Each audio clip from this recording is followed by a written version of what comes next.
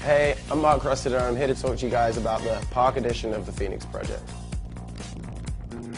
I grew up in Oxford in the UK, and ever since I was younger, it was kind of more of a boat scene in England. There wasn't that many cables, but the price of riding behind a boat is really expensive, so I would tend to head over to the cable, and whereas most people would do air tricks, I kind of strayed towards hitting rails and getting a different feel of kickers, and that's kind of landed me to where I am now, and I've made it over to America, and I'm now focusing mainly on park riding and rails. When you're taking a regular wakeboard to the park, sometimes it's hard to feel the rail. You're hitting the rail and you're riding along it, but you can't feel the energy between going through you, your board, and the rail.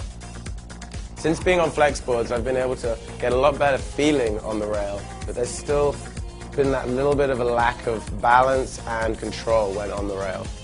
The transition from going from Flex to the Phoenix project, I've noticed that with the stored energy you've got in the Phoenix project, you're able to really have a more snowboardy feel, and you're able to generate the snap at the end of your press, whereas on other regular flex boards, you'd get to that final point of the flex, and instead of it resisting you back and you being able to snap out of it, it kind of just folds over, whereas this really holds it.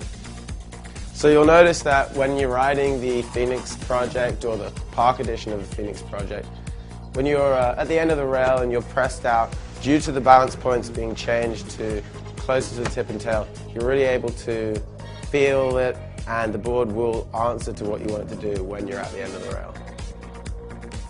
With the softer layup and the centered bottom, when you ollie straight onto a rail, you'll notice that you can jump straight into a nose press. The board won't try and get away from you. It also won't grip too much on the rail and kind of hold you up. It kind of just has a nice balance in between the two.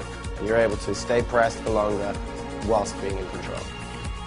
So all in all, the park edition of the Phoenix project offers all the same features as the regular Phoenix project. It just has a little bit of a softer layup. You'll notice that you're able to jump straight into presses and continue to balance in those presses all the way through your rail hits. Also, if you're hitting a rail which maybe has a step up or a gap in it, you're able to go from that press into the gap and land back in a press, whereas other flex boards, you lose a little bit and you end up flattening out, and so all in all the rail hit's not as good. So whereas flex boards out on the market are completely flat on the base, this particular board has nice channels which allow you to generate better tracking through the water on approach to hitting a rail or a kick or whatever it may be.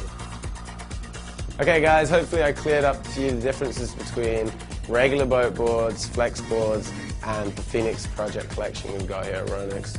I'm Mark Rossiter, and I hope to see you guys out at Rail Park soon.